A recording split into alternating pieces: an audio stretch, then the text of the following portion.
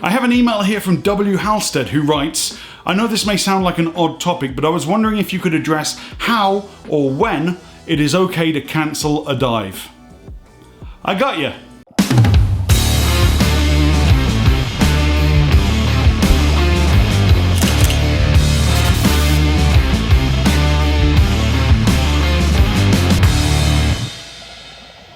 Ladies and gentlemen, welcome to Divers Ready. My name's James, and as always, it is so great to see all of your smiling faces out there in YouTube land. I hope you're doing really well. If you're new to our channel, please consider to make your next dive on our subscribe button, that little red button down there, and hit the bell icon next to it so you're notified every time we drop a new video, because I make content on this channel with one simple goal in mind, and that's to help make you a better scuba diver. Like today in this viewer requested video where we're going to be talking about the right time, the hows, the whats, and the whys of cancelling a dive. Look, nobody wants to cancel dives. We don't go diving to abort the dive, cancel the dive, but sometimes you just got to, and sometimes there can be a little bit of threat to ego or some kind of stigmatism around cancelling a dive, and there never ever should be. That's right, Papa James is here to tell you it is totally okay to cancel dives if that is your honest feeling. So let's talk about cancelling dives. Let's talk about how to cancel a dive. Let's talk about dive centers' cancellation policies,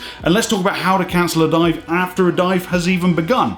Ready? Let's do it. So let's start with the basics then. In technical diving, the number one rule, according to TDI, is any diver can cancel any dive at any time for any reason. But that shouldn't just apply to technical divers. That should be taught at open water level, right up there with rule number 1, never hold your breath. Rule number 2, any diver can cancel any dive at any time for any reason. I firmly believe that. Usually the best time to call a dive is when you ask yourself for the first time if you think it might be time to call a dive.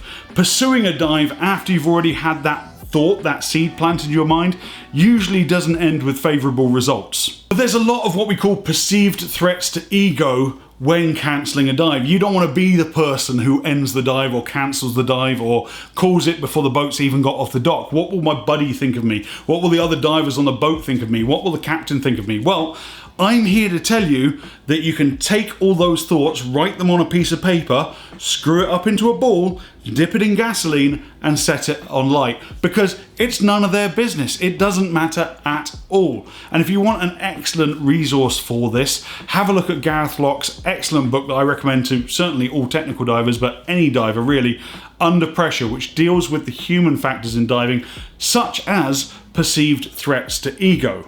I will link the book in the description of this video below. Give a damn what other people think. Doesn't matter to me. I've cancelled dives before.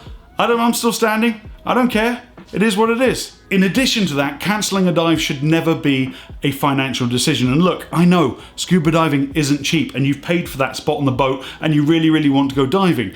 But if the conditions seem unfavourable or you're not feeling up to it, don't push through. I know it's money, but live to dive another day. That's much more important. But let's look at the top 4 reasons that I see that divers cancel dives. Number 1, without a shadow of a doubt, environmental conditions, just bad weather. Okay, now that might be the dive operator cancelling a dive, or you just not feeling up to it after the captain's warned you, hey listen, it's going to be rough out there, it's going to be bumpy. Yeah, no, I'm not feeling it. I don't like rough seas, so yeah, I'm going to call this dive. Absolutely, without a doubt, the most common reason that dives get cancelled. The second common reason that people cancel dives is just physical condition. Maybe you didn't get a good night's sleep the night before, you're a little bit tired from your travels or whatever, or you got a bit of an upset stomach. It's always a good idea to cancel a dive if you're not feeling in tip-top condition. Absolutely. The third reason that people commonly cancel dives are equipment-related issues, gear malfunction. So I always recommend, especially if you're boat diving, before you push off the dock, you need to make sure you got your equipment set up, you've pressure checked everything, you've tested your regulators, you've tested your BCD, so you know everything is working properly. If you're being supported by a reputable dive center, they should be able to either help you fix equipment issues on the spot, or at least be able to offer rental gear to help you out. But that needs to happen before the boat leaves the dock, because as my buddy Adam is prone to say, rental prices go way up when you're out at sea. And the fourth reason that some people cancel dives, and this doesn't really affect me, but I know it is actually a thing, I've seen it in action, is bad juju, man. people just not feeling up for it, or getting like some kind of weird superstitious feeling about the dive and just being like, nah man, not today, nah, I'm out. No, absolutely not. I've seen that happen before. If that is you, more power to you, because if you are to continue with those thoughts in the back of your mind, the dive's not going to go well for you. You're not going to be able to relax. You're not going to be able to enjoy it. Let me know in the comments below if you have any dive superstitions. I would love to hear them. Now, here at Miami Technical Diving, I do not own a boat. I need a boat like I need a hole in my forehead. I mean, never say never, right? I'm just, So I rely on third-party operators to help get me out to the dive sites. Okay. So what if my charter boat captain cancels the dive? Well, first off, if I didn't trust the captains I use 110%, I wouldn't dive from their boats. So why would I choose to not trust them if they make the decision to cancel the dive based on foul weather? That doesn't make any sense. The only slightly annoying thing in that situation for me is that I live about an hour and a half away from the dive operators, and they tend to wait until the last possible moment to cancel the dives, which is understandable because the weather forecast, particularly the marine forecast in this part of the world, is notoriously unreliable. Sometimes it says it's going to be really, really bad out, and you get to the dock and it's like a mill pond with barely a breath of wind.